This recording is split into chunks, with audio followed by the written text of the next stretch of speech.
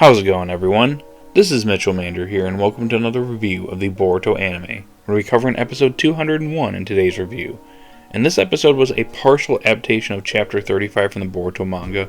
I'd say about half of the chapter was covered in today's episode, and the rest is going to be covered in next week's episode.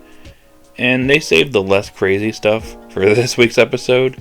But next week's episode, anybody that's an anime-only watcher is going to go absolutely nuts, because the reveals that we're going to get next week are going to be absolutely crazy, and I can't wait for it. But anyways, that's for next week. So how was today's episode? Well, before I get into that, if you're new to the channel and you like this type of content, be sure to like, subscribe, and hit that notification bell. It would be pretty cool if you did that. Anyways, on to the review. Now, the episode begins with Kawaki having his conversation with Kurama. Now, I'm not going to spend a whole lot of time here because this pretty much is very similar to how it went in the manga. But anyways, they're having their conversation. Some highlights here are that, I find it interesting that Kawaki is aware of Kurama through files that he read at the Kara hideout. So Kara has been keeping tabs of all the tailed beasts, which I think is pretty interesting. But anywho, I like how whenever Kurama is talking to Kawaki about certain things, about Naruto and his circumstances, it reminds Kawaki of some of the things that Naruto has talked to him. Like, for example, when Kawaki wanted to learn how to use Shadow Clone Jutsu and to beat himself up, Naruto's like, oh no, that doesn't work, I've tried it, I've been there and done that. And Kurama here is basically telling, it's kind of funny because he mentions it's kind of ironic that, his specialty was Shadow Clone Jutsu, which reminds Kawaki of his conversation with Naruto. So you have a lot of nice moments here. You get the moment with Naruto on the swing. And then at the end of the conversation, Kawaki is basically like, can I do it too? Can I be just like Lord Seventh? And Kurama over here is like, you haven't completely dried up, so there is a chance. And I like how it shows the scene from the manga where Kawaki, he's tearing up in one of his eyes, which was a really nice scene. I really appreciate the anime, adapting that part. I was looking forward to that. And then we also have Vase-kun over here crying as well at the same time, which was really nice. It's that vase symbolizes Kawaki and his broken spirit, so it's nice to see the connections that are going on here. So yeah, just like Naruto has the swing, Kawaki has the vase. Next we have the scene where Kawaki is walking up the tree, concentrating chakra in the soles of his feet. And he seems to have he seemed to have caught on pretty quickly to this. Naruto's over here like, hey, that took me a long time to figure out myself. And Boruto's over here like, are you serious? It was a piece of cake to me. And Naruto's over here like embarrassed. I don't know. I thought this was a funny scene because it reminds me way back in the original Naruto series where Naruto and Sasuke were both struggling to climb up that tree. And just seeing Kawaki doing it so easily, it's funny how times have changed. Meanwhile, we have the scene from the manga where Sarada and Mitsuki are basically watching Kawaki in his training. The interesting thing here is that Chocho is removed from the scene, which I'm okay with.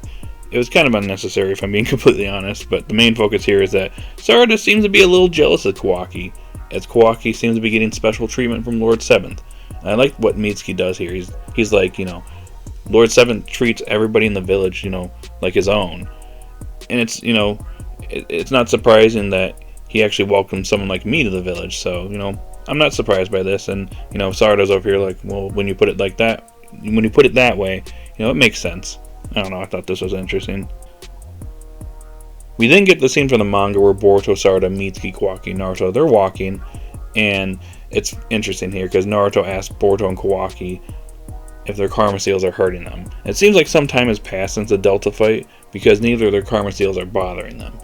Kawaki, on the other hand, he's also, not only is his karma seal not bothering him anymore, he stopped having nightmares. He seems a lot stronger lately, which Mitsuki actually points out that probably, gaining some more control over his chakra is probably strengthening him and will probably help him with his karma seal as well. So yeah. Anyways, the one thing I find interesting here is that the anime actually removes a scene from the manga where Sarada brings up the fact that the karma seal kind of looks like the Byakugo seal that's on her mother's forehead and also Lady Tsunade's.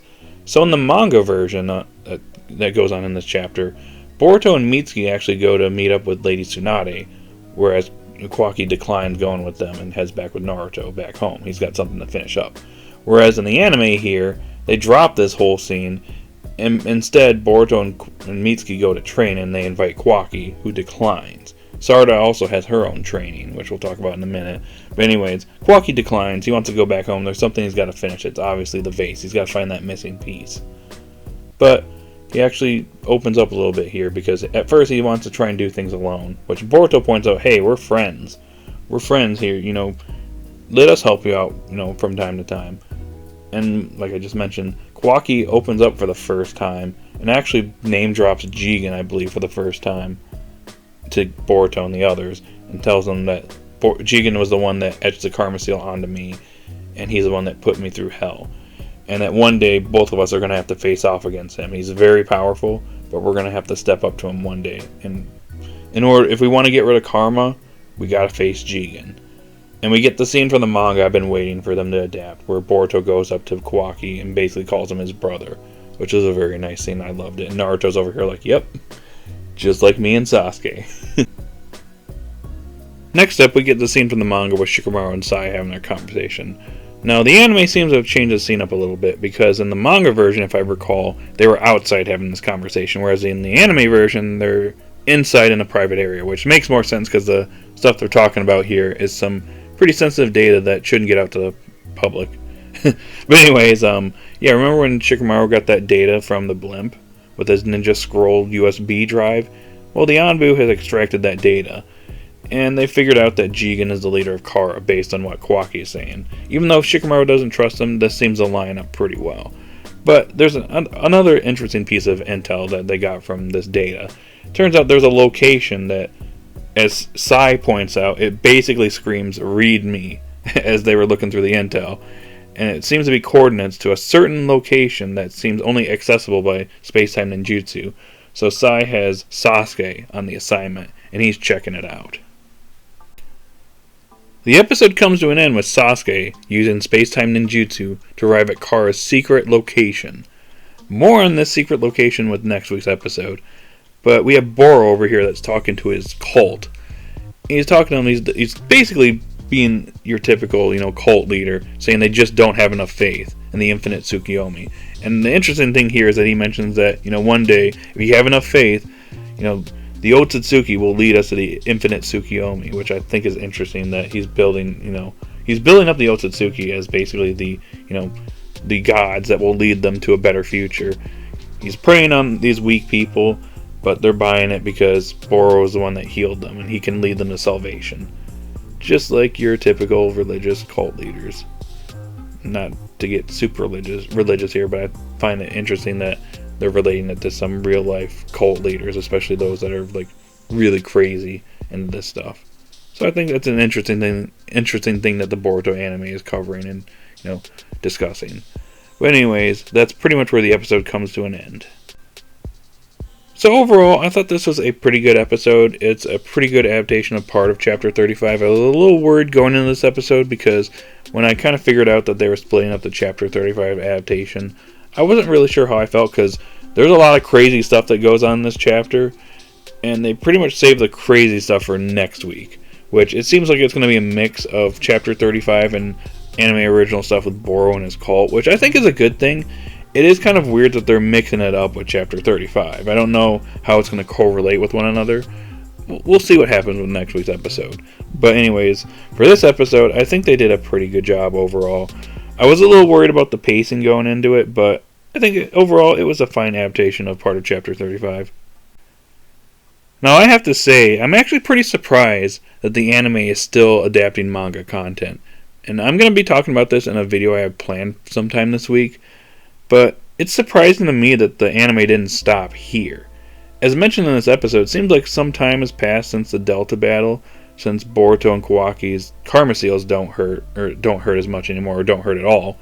So some time has passed, so I was expecting them to spend a little bit more time training Kawaki, giving us some anime original stuff, maybe have Kawaki meet some characters he hasn't met before that are only in the anime. I kind of figured that this would be a perfect time to stop, hit the brakes, maybe do some novel adaptations and such before re-continuing the manga, but it seems like we're going basically straight into it. And they split this chapter up in a way that I thought that, hey, if they just adapt like the Kawaki Kurama scene and then some of his training in the episode, or from the chapter I should say, I figured that maybe that would be good enough to be a stopping point, and then pick up the manga material later down the road once the manga has gotten further ahead. But it seems like we're diving headfirst into it, which is kind of crazy. Because what we get with next week's episode, there's no turning around. We're basically heading straight into the crazy stuff from the manga.